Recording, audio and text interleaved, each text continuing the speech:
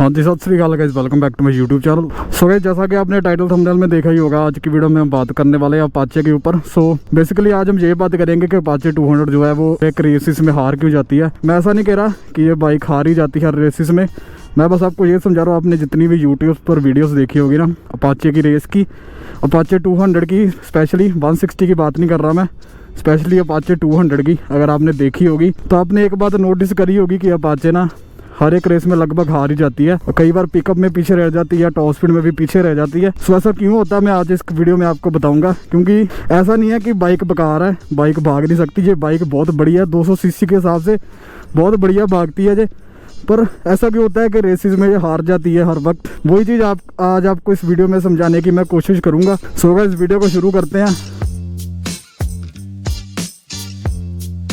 सो मैं 3-4 आपको पॉइंट्स गिनाऊंगा, उसके बिहाफ पर हम डिस्कस करेंगे कि अपाचे क्यों हार जाती है। सो गाइस, सबसे पहला जो पॉइंट इसमें है वो है कि ये ना एक गाइस नेकेड बाइक है। सो आपने देखा होगा हर एक रेसिस में कि ये ना 100 तक तो साथ साथ ही रहती है बाकी बाइक्स के, पर 100 के बाद ना ये थोड़ी पीछे रह जाती है। सो इसका मेन रीज़न है कि इसका जो डिज़ाइन है ना गाइस वो इतना एरोडायनेमिक नहीं है जितना NS का और MT वगैरह का है। इसका उतना एरोडायनेमिक डिज़ाइन नहीं है, इस वजह से ये टॉप एंड में पीछे रह जाती है। पिकअप के मामले में तो इसमें कोई दिक्कत नहीं है, पिकअप के मामले में ये एक नंबर गाड़ी है, 100-120 तो पता ही नहीं लगता कब जाती है ये। सो एक रीज़न तो गाइस ये होगा कि एरोडायनामिक्स की वजह से ये इतना भाग नहीं पाती टॉप एंड में। हालांकि इसमें कोई कंपनी की दिक्कत नहीं है, मैं आपको आगे बताऊँगा कि इसका एरोडायनामिक्स क्यों कंपनी ने अच्छा नहीं रखा, तो वीडियो में बने रहना। सो आगे अभी हम नेक्स्ट पॉइंट की बात करते हैं गाइस, वो है इसका बिगर चेन स्प्रॉकेट।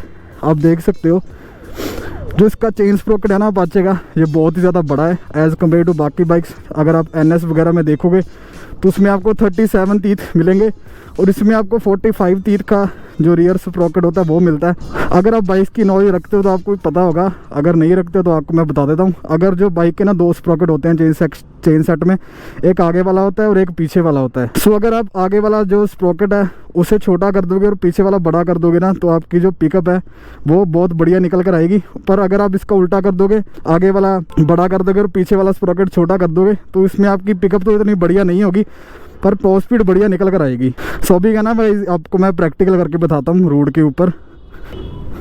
हाईवे पर लेकर चलते हैं बाइक को और फिर आपको मैं रोड के ऊपर थोड़ा सा समझाता हूँ, क्योंकि वैसे आपको थोड़ा सा अच्छी तरह से समझ आ जाएगा।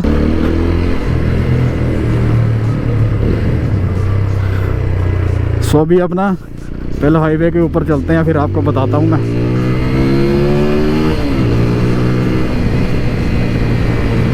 सो भी गैस हाईवे के साइड में आकर ना मैं रुक चुका हूँ। अभी मैं आपको बताता हूँ कि तीसरा पॉइंट कौन सा है जिसकी वजह से अपाचे जो है रेस में पीछे रह जाती है या टॉप स्पीड में आगे नहीं निकल पाती।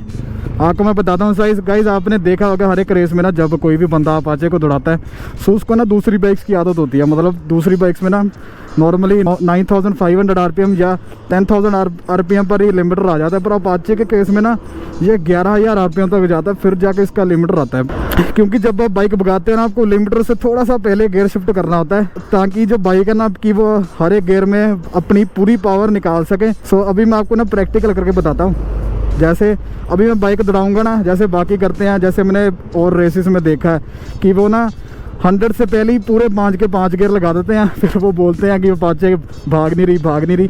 अभी मैं आपको थोड़ा प्रैक्टिकल करके बताता हूँ। देखो अभी मैं बाइक को खींचूंगा,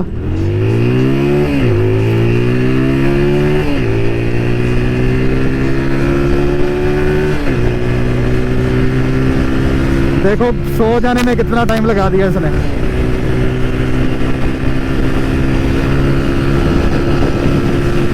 देखो 122 पहुंच गई।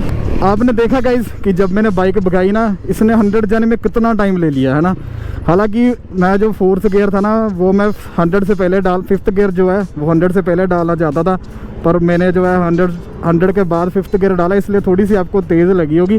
तो अभी मैं आपको बताता हूँ कि क्या फ़र्क पड़ता है अगर आप गलत तरह से शिफ्टिंग करते हैं गियर की, पिकअप पर क्या फ़र्क पड़ता है। अब देखो, अब मैं जो है वैसे भगाऊंगा जैसे अपाचे भागती है, मतलब पूरी इसकी लिमिटर के पहले गियर चेंज करूंगा मैं।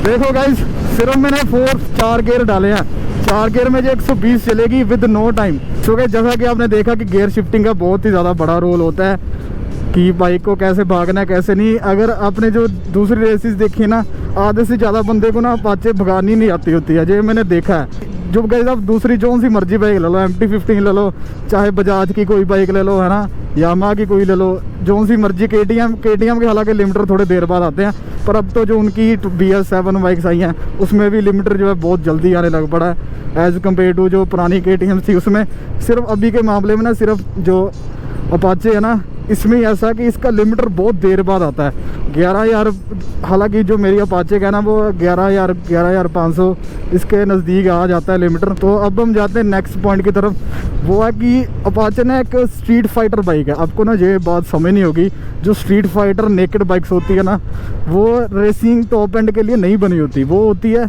एक सिटी से एक जगह दूसरी जगह जाने के लिए, या फिर अगर आपने हाईवे टूरिंग करनी है उसके लिए बेस्ट होती है नेकेड बाइक्स। पर नेकेड बाइक से ना आप जो है हाई स्पीडिंग नहीं कर सकते। अगर आप चाहते हो अगर नेकेड बाइक लेकर आप हाई स्पीड पर उड़ना चाहते हो तो गाइस ऐसा आपके साथ बिल्कुल भी नहीं होगा, क्योंकि ये गाइस डिज़ाइनी बाइक से जो बनी होती हैं पिकअप्स के लिए, जो नेकेड बाइक डिज़ाइन हुई होती है ना, ये स्पेशल पिकअप के लिए बनी होती हैं। हालांकि जो NS वगैरह हैं वो टॉप एंड में अच्छा करती हैं, क्योंकि कंपनी ने उसको उस तरह से बनाया है कि वो मिड रेंज में भी अच्छी परफॉर्मेंस दे और टॉप एंड में भी अच्छी परफॉर्मेंस दे। क्योंकि उसको टॉप एंड में अच्छी परफॉर्मेंस देने के लिए एक बेनिफिट बहुत बड़ा मिलता है, वह 6th गियर का, और अपाची में 6th गियर नहीं है। हालांकि इसमें 6th गियर की ज़रूरत नहीं है, क्योंकि इसका 4th गियर ही 131 तक चले जाता है। पर फिर भी अगर 5th गियर होता ना तो थोड़ी सी अपनी टॉप स्पीड और निकालती। 6th गियर होता, सॉरी। तो आपको ना मैं नेकेड बाइक का थोड़ा सी हिस्ट्री बताता हूँ कि नेकेड बाइक जो है बननी क्यों शुरू हुई थी। सो गाइस बहुत पहले ना, जो बाहरली कंट्रीज होती थी, जब सुपर बाइक्स आती थी ना, स्पोर्ट्स बाइक होती थी, तब वो नेकेड बाइक का इतना चलन नहीं होता था। नेकेड बाइक की ना कोई कैटेगरी भी नहीं होती थी।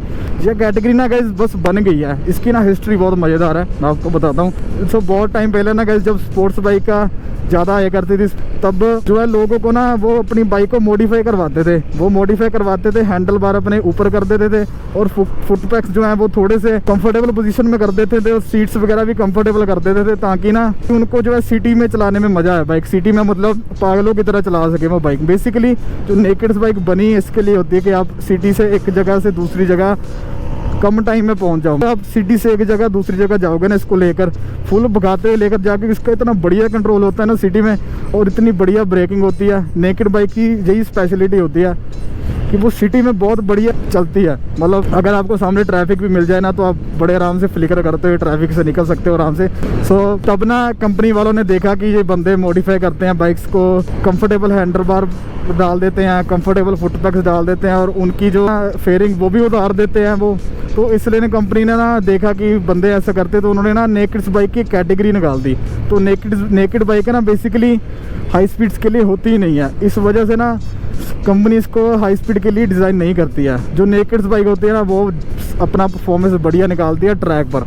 और जो अपाचे है ना गाइस, ये भी ट्रैक फोकस्ड ही बाइक है। मतलब ये TVS ने बनाई है ना, हालांकि TVS रेसिंग ने बनाई है, जो इसकी इंजीनियरिंग लगी है ना सारी, वो TVS रेसिंग ने करी है। अगर आप इसको ट्रैक पर लेकर जाओगे ना, और ट्रैक पर आप इसके सेगमेंट की हर एक बाइक ले आओ, NS ले आओ, KTM MT-15 है ना, R15 ले आओ, उस सबको ये पीछे कर देगी। क्योंकि इसमें एक तो गियर कम है, गियर शिफ्टिंग कम करनी पड़ती है, क्योंकि ट्रैक में ना एक सेकंड का जो फ़ायदा मिलता है राइडर को, रेस में एक सेकंड का फ़ायदा मिलता है रेस में। तो इसमें गियर शिफ्टिंग कम करनी पड़ती है, और जो इसके जो गियर रेशियो है ना वो भी बहुत ज़्यादा टॉल है, जिस वजह से आप एक गियर को बहुत लंबा खींच सकते हो। और आपको पता है जो छोटा गियर होता है ना वो हमेशा ज़्यादा पिकअप निकालता है, उसमें पावर भी ज़्यादा होती है। तो ये बाइक रहती है हमेशा अपने छोटे गियर में ही है। सो इस वजह से ना आपको इसका परफॉर्मेंस हाई टॉप एंड में इतना बढ़िया नहीं मिलेगा। जो आप रेसिस देखते हो ना यूट्यूब पर, लॉन्ग रेसिस जो बंदे करते हैं, वो रेसिस गई रियल रेसिस होती नहीं है। जो बड़ी बड़ी कंपनीज होती है ना, जो अथॉरिटीज रेस बनाते हैं, वो ज़्यादातर करते हैं ड्रैग रेसिस या करते हैं MotoGP रेस। ये 2 रेसिस होती हैं मेन। सो गाइस इस वीडियो का ना बनाने का मेरा यही मोटिव है। मैं बस आपको एक चीज़ समझाना चाहता हूँ, अगर आपको जो है रियल रेस करनी है तो आप ट्रैक पर जाओ या आप ड्रैग रेसिस करो, क्योंकि ये राइडर के ऊपर डिपेंड होता है कि वो रेस कैसे जिताएगा। क्योंकि MotoGP वगैरह पर ना, या ट्रैक रेसिस पर या ड्रैग रेसिस पर, वो सिर्फ राइडर पर डिपेंड होता है कि कौन जीतेगा। अगर आप टॉप एंड रेस करोगे तो वो कभी भी राइडर पर डिपेंड नहीं होगी रेस, वो रेस डिपेंड होगी बाइक के ऊपर कि किस बाइक का टॉप एंड ज़्यादा है। सो गाइज मैंने आपको ना बिल्कुल सिंपल वर्ड में समझाने की कोशिश करी है। आई होप सो आपको जो है अच्छी तरह से समझ लग गया होगा कि मैं क्या समझाने की कोशिश कर रहा हूँ। सो अगर आप ऐसा सोचते हो कि अपाचे जो है वो पीछे रह जाती है बाकी बाइक से, जो अपाचे घटिया है ना, NS बढ़िया है। सो बहुत लोग ऐसा करते हैं कि ना सिर्फ रेसिस के बेस पर ऊपर जो है बाइक्स अपनी चेंज कर देते हैं। दिखता है कि ये MT जीत रही है तो वो MT ले लेंगे, हालांकि वो ये नहीं देखेगा कि MT में 155 सीसी का इंजन है। अगर आप उसको लेकर हाईवे पर जाओगे, सामान बंधा होगा, पीछे एक पिलियन होगा, तो वो घुट जाती है बाइक, वो अच्छी तरह से भाग नहीं सकती और उसमें टॉर्क भी कम है, जिस वजह से वो हिली एरियाज पर ना क्लाइंब इतनी अच्छी तरह से नहीं कर पाएगी जितनी अच्छी तरह से अपाचे कर सकती है 200 सीसी में। सो गाइज सो अभी तक आपको पता लग गया होगा कि अगर आपने कोई भी बाइक चूज़ करनी है ना तो आप जो है लॉन्ग रेसिस देखकर मत चूज़ कर रहा। सो गाइज इस वीडियो को ना यहीं पर ख़त्म करते हैं। आई होप सो ना आपको अच्छी तरह से ये टॉपिक समझ में आ गया होगा। सो बेसिकली ये टॉपिक ना अपाचे को ऐसा नहीं था कि अपाचे को मैं ये दिखाना चाहता हूँ कि अपाचे जीत जाती है बाकी बाइक कंपैरिजन में, ये बढ़िया है, ऐसा नहीं है। मैं आपको ये समझाना चाहता हूँ कि ना बाइक्स की कैटेगरी होती है, वो उस हिसाब से बाइक्स बनती हैं। ऐसा नहीं है कि आप नेकेड बाइक को जो है फेयरिंग वाली बाइक से कंपेयर करने लग पड़ो टॉप एंड में, क्योंकि वो दोनों एक अलग कैटेगरी है। नेकेड बाइक अलग कैटेगरी है, स्पोर्ट्स बाइक अलग कैटेगरी है। सो अगर आप नेकेड बाइक जो है स्पोर्ट्स बाइक के साथ कंपेयर करोगे टॉप स्पीड में, तो नेकेड बाइक हमेशा हारेगी, क्योंकि ये बनी होती है सिर्फ पिकअप के मामले में कि आप जो है इससे खतरनाक वाली पिकअप दे सको और मज़े ले सको। सो गाइस इस वीडियो को ना यहीं पर ख़त्म करते हैं। आई होप सो आपको अच्छी तरह से समझ आ गया होगा कि मैंने क्या समझाने की कोशिश करी है। तो अगर आपको मेरा कंटेंट अच्छा लगता है तो मेरे चैनल को सब्सक्राइब कर लेना। मिलते हैं आपको गाइस अगली वीडियो में। Bye bye.